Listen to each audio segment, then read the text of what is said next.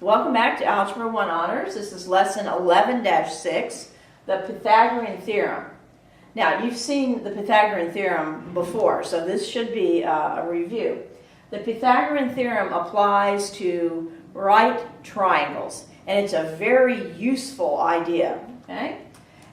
If we have a right triangle and we label the sides A, B, and C classically, I guess you could have used X, Y, and Z, but you're almost always going to see it with A, B, and C. You have to have a 90-degree angle for the Pythagorean theorem to be applicable. The long side is labeled C, and it's called the hypotenuse. And then the two shorter sides are A and B, and they're called legs of the right triangle. Now again, it has to be a right triangle. It has to have a 90-degree angle in it. And if you have a 90-degree right triangle, and you're given two of the sides. So let's say you're given that this side, this length is 3, and this length is 4, and you're asked to find this length right here. Okay? You take the two legs, and independently you square them. So we take 3, and we're going to square it. Then we're going to take 4, and we're going to square it. Those are the two legs. And then after we square each one separately, we're going to add them together. And that should equal our the length of our hypotenuse squared.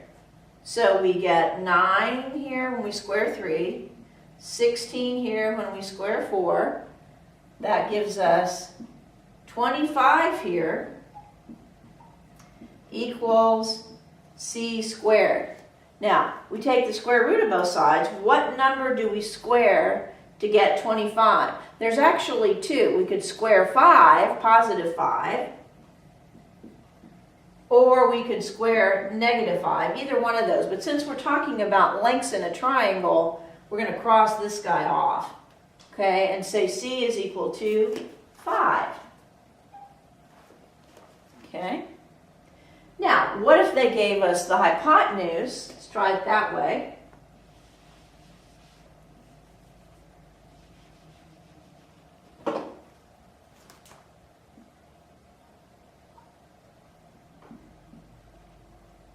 Okay, and they didn't give us one of the legs. Okay, but it's still a right triangle. So now we don't know what one of the legs is, so we're going to say A squared plus the other leg is 12. 12 squared equals 15 squared.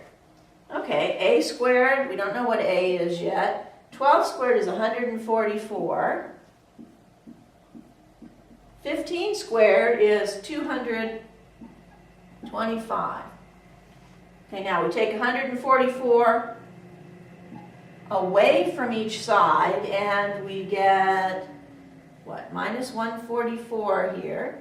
We get 81. All right? So what number squared gives us 81? Well, it would be 9 or negative 9, but we're going to throw out the negative 9 because we're talking about length of a side. So A, our leg is 9. Okay? So that's the Pythagorean theorem. Now, one of the classic questions that you'll see on an SAT test frequently, they'll give you 3 numbers called triples.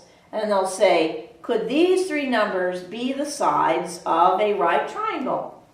And they'll give you something like 3, 9, and 11.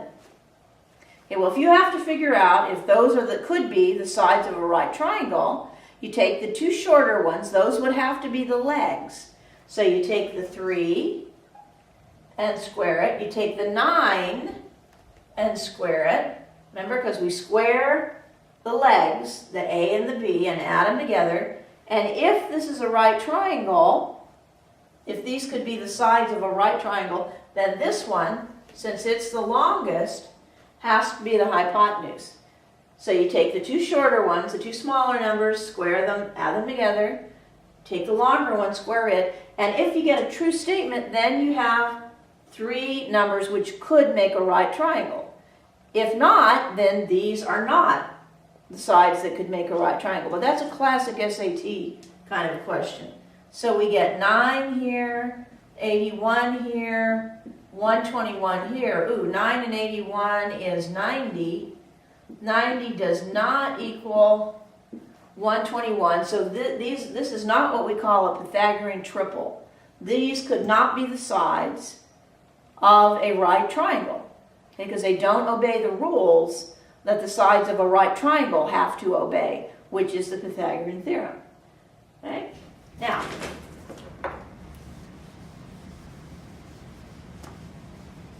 two more very powerful things you can do with the Pythagorean theorem.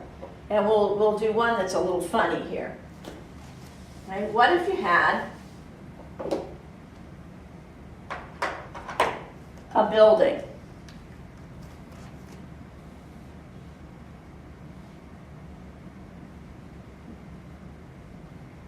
And you had a ladder, okay, that's leaned up against the building. So here's our ladder.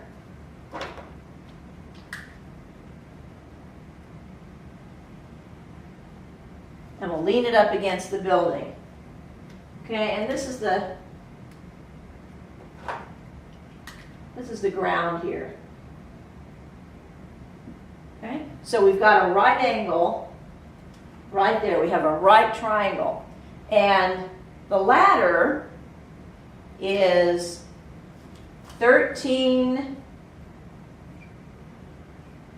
feet long. The ladder's 13 feet long, and the distance from the bottom of the ladder here over to the building is 5 feet. Okay? So you're going up there to wash the window, let's say, and you trudge up the ladder. You climb up, the rungs here, whatever. And you get up there and you're washing the windows. Okay? And all of a sudden, something happens and you look away and you lose your footing. Uh-oh. Okay? And you go tumbling down. Oh, there goes you. Splat. Down here. Right? Oops. Now, as a mathematician, as a doctor or a biologist, I might be real interested in the splat here.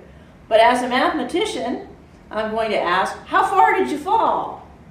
Okay? So, how far was it from the top of the ladder to the ground here? How far did you crash? Okay? Hopefully not far. Well, we have a triangle there. Here's our triangle. And it's a right triangle, and we can use the Pythagorean theorem. This leg is 5 feet. This hypotenuse, the ladder is 13, and how far you fell is right there. That's our other leg.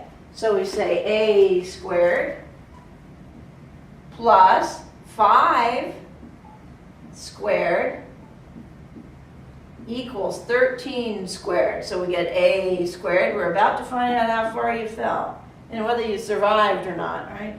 5 squared is 25. 13 squared is 169.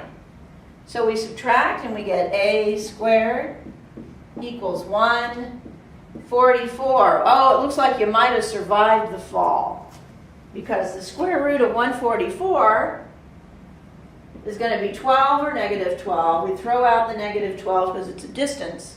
So you fell 12 feet. Yeah, I think you probably survived. You might be a little bit cracked and crumpled, but you survived the fall. Okay? So that's a useful application of the Pythagorean theorem. Now, one more problem, one more thing that you'll see the Pythagorean theorem used for. Okay? And that's to calculate distance. The Pythagorean theorem really is the distance formula disguised. Okay? It's step 2 of the distance formula. And when you see the distance formula in a later chapter, you'll see it looks really awful. But it's really very simple because it's the Pythagorean theorem. If we had 2 points, 2, 5, and 5, 5, 9 on a grid. Okay, so over here,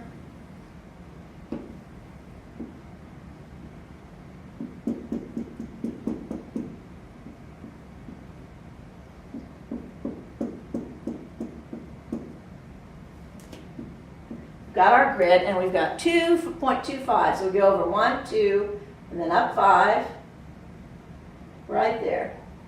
There's 2, 5. And then 5, 9, we go over 5, 2, 3, 4, 5, and up 9.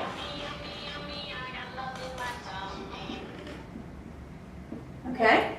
And the question, classic SAT question, is how far apart are the 2 points? So how far is it from here to there? Okay? Well, what you're going to do is you're going to make this into a right triangle by doing the following. Draw a little line here, drop another line there, and then we have a right triangle right there. Okay? And the coordinates of this point right here we can easily figure out. Let's see, it's 5 over, and how far up? Well, it's 5 up, right? Because right here is 5, and up here is 5. Now, how do we figure out this distance right here, which is the hypotenuse of our right triangle? Well, we have to figure out how long this side is. We've gone from 2 over to 5. 2. 1, 2, 3. So this side right here is 3 units long. And how high is this side? Well, we've gone from 5 here up to 9. So it's 1, 2, 3, 4 units long.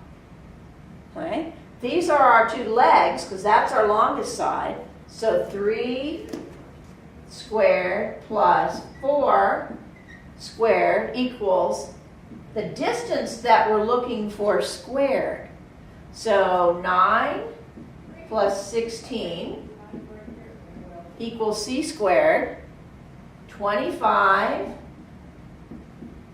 equals c squared. C is either positive 5 or negative 5, but we're going to throw the negative 5 out because we're talking distance.